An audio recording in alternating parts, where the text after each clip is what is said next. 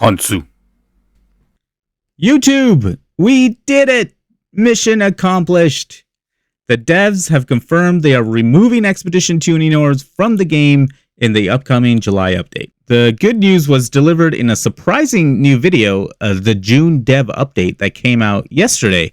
Usually these updates come after a PTR patch has been released. This time it looks like the team made an effort to come out ahead of the patch notes, so it didn't feel like a video regurgitating what everyone already knew.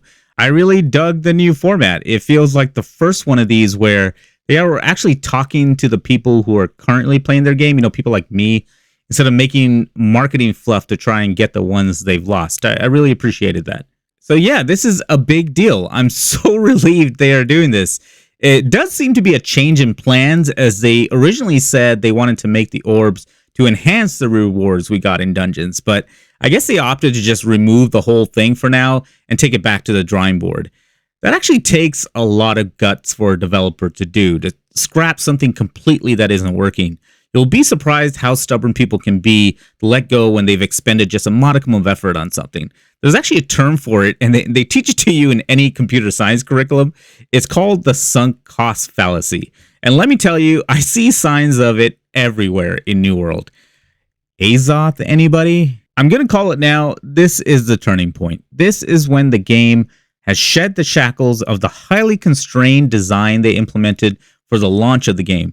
They're now embracing what an MMO is. Just make a fun world for people to hang out in, and they will stay. You don't have to force or entice anyone with dumb carrots on a stick concepts like tuning orbs. Just focus on quality and fun, and the success will come naturally. That's a heavy sigh of relief for me, if you couldn't tell. I do have questions, though. The big glaring one is how the new limits are going to work. They said 15 runs a day for regular dungeons and 20 a week for mutateds. But they didn't clarify if that's on opening a dungeon or running them, which makes a huge difference on whether I pick up my pitchfork or not. Hopefully it's on opening a dungeon. That seems the most logical and reasonable. It would mean if you're sharing access with 4 other party members, you have a potential of running 100 mutations a week with that group. And that's way more than anyone needs.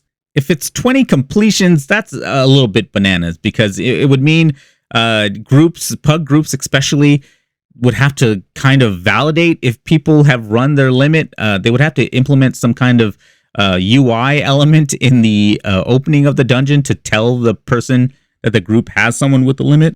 I just see a lot of pitfalls with that approach. I really don't think that's the case. Also, what does this mean for arena boss orbs? My guess is nothing.